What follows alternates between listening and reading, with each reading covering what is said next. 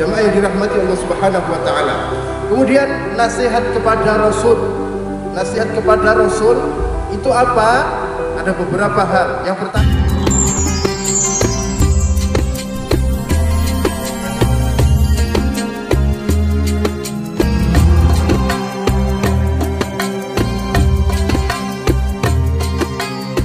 kemudian nasihat kepada Rasul. Nasihat kepada Rasul itu apa? Ada beberapa hal. Yang pertama, melaksanakan syariat Islam dengan atau yang dibawa oleh Rasulullah Shallallahu Alaihi Wasallam. Melakukan syariat Islam sesuai yang dibawa oleh Rasulullah Shallallahu Alaihi Wasallam. Ini kita mengulang pelajaran yang kemarin. Yang kedua, meyakini bahwa beliau benar-benar utusan Allah. Tidak boleh meragukan sama sekali, sebagaimana orang munafik kalau dia tersebut mengakui secara di pengakuan di bibir, mereka mengatakan innaka la rasulullah, engkau adalah Rasulullah, tapi begitu di batinnya enggak mengakui sebenarnya, menolak persaksian tersebut. Nah, seseorang yang dia tersebut melakukan nasihat kepada Rasulullah, antara batin dengan zahir ucapan harus sama klub. Yang ketiga, mengimani seluruh berita kabar datang dari Nabi, semuanya diimani, semuanya kabar berita yang datang dari Rasulullah Shallallahu Alaihi Wasallam, sepanjang hadis tersebut sahih, minimal hadis tersebut hasan, maka kita mengimani, tidak membenturkan dengan logika berpikir manusia, karena terkadang pikiran manusia itu terbatas, Bapak Ibu, terbatas. Dan di dalam agama ada sesuatu yang tidak bisa dilogikakan. Contoh, ketika ngentut, apa yang dibasuh, Pak? Duburnya atau mukanya? Mukanya. Kalau secara logika yang dibasuh mana? Dubur. Padahal sing ngentut napa? Duburipun. Kenapa yang dibasuh itu mukanya? Ini diantara bahwa agama tersebut harus berdasarkan contohnya, harus berdasarkan dalil tersebut. Contoh lagi, kalau sholat pakai khuf, sepatu, yang dibasuh yang atas atau yang bawah? Yang atas. Padahal kalau secara logika yang dibasuh mana? Yang bawah, secara logika. Ini menunjukkan bahwa perkara agama tersebut mengikuti dalil yang dicontohkan oleh Rasulullah Shallallahu Alaihi Wasallam. Yang keempat, mentaati perintah beliau, jelas. Yang kelima, menjauhi larangan beliau, ini juga jelas, yang dikatakan melakukan nasihat kepada Rasul.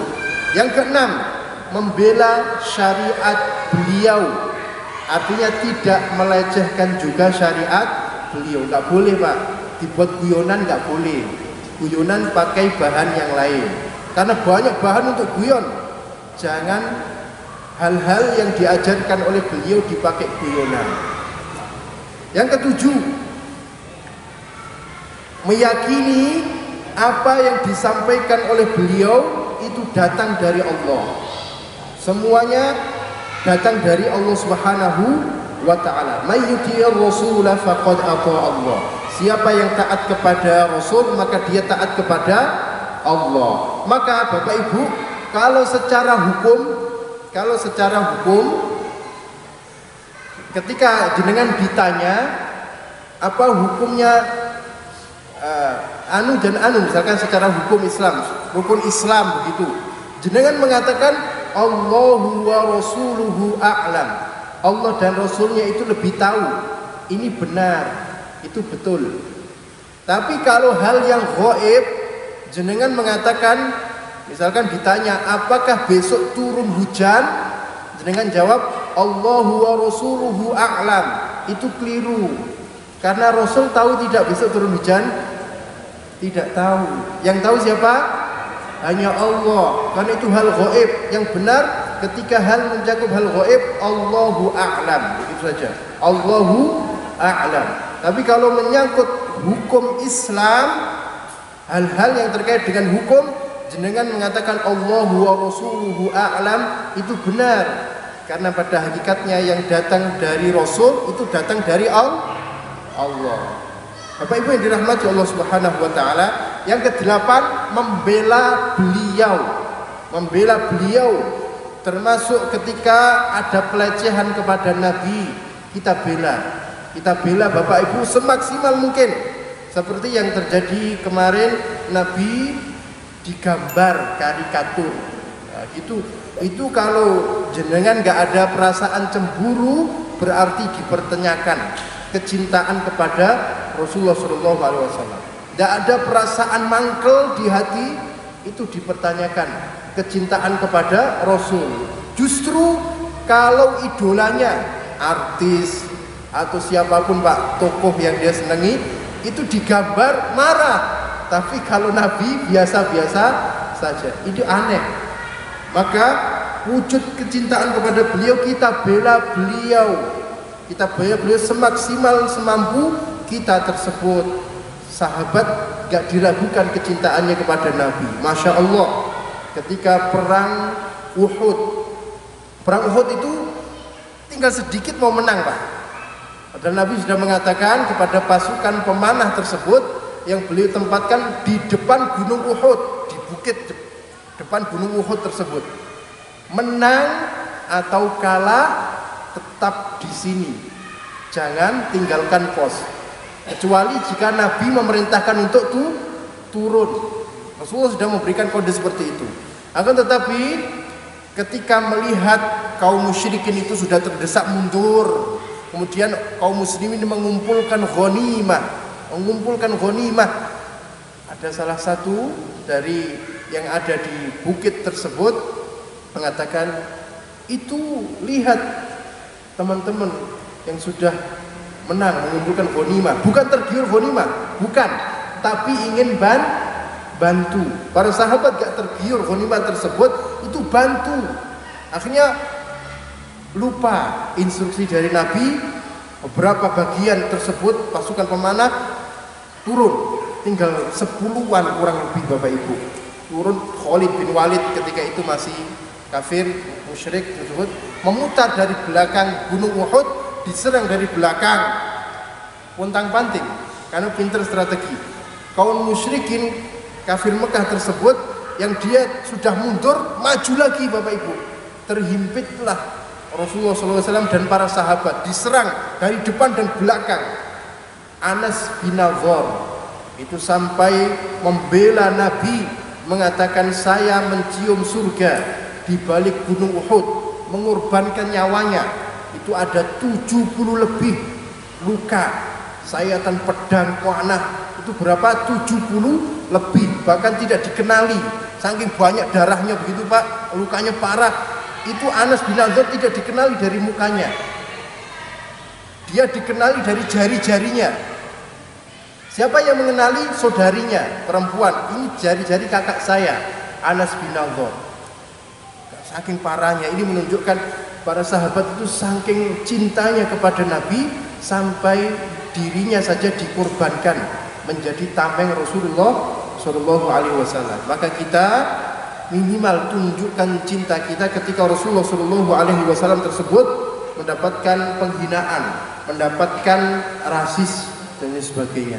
Bapak Ibu yang dirahmati Allah Subhanahu wa taala, kemudian nasihat yang berikutnya yang perlu kami terangkan, yang keempat, wali a'immatil muslimin, wali a'immah, dan nasihat kepada pemimpin-pemimpin muslim.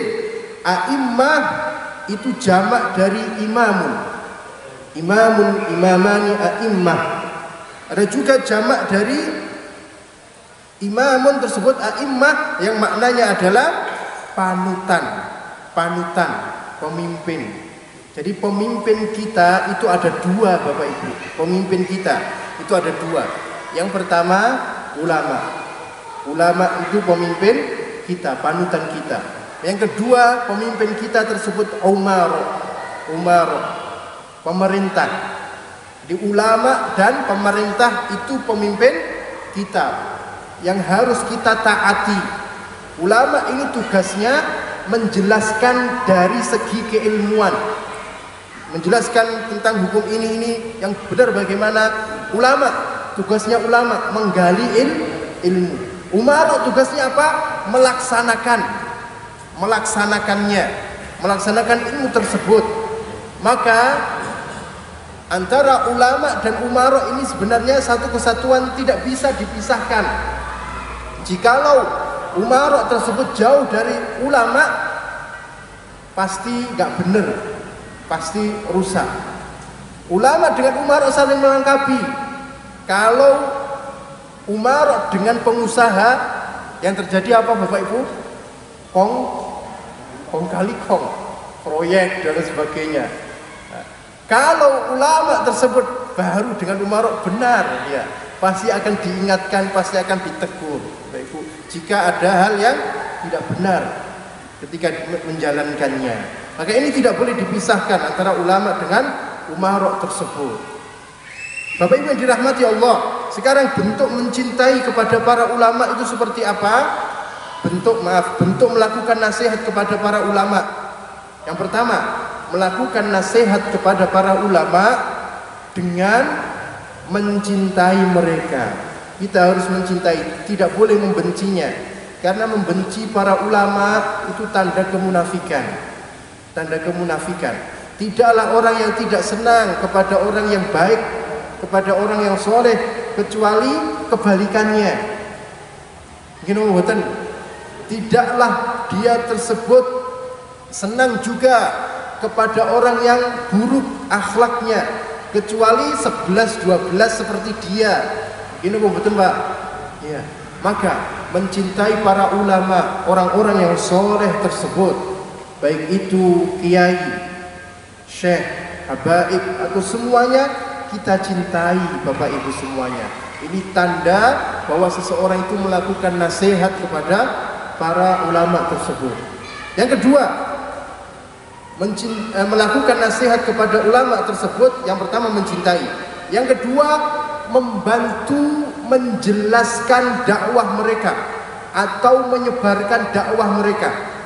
Ini tanda melakukan nasihat kepada para ulama.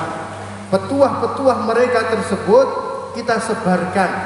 Kalau ada karya, kita sebarkan juga buku-bukunya tersebut.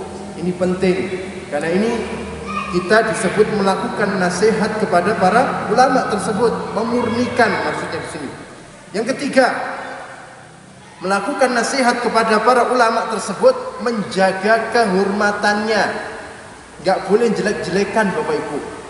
Karena ulama banyak, ada yang Islam tersebut Muhammadiyah, Nahdliyin, kemudian ada yang Ikhwanul Muslimin, semuanya sepanjang itu baik diambil.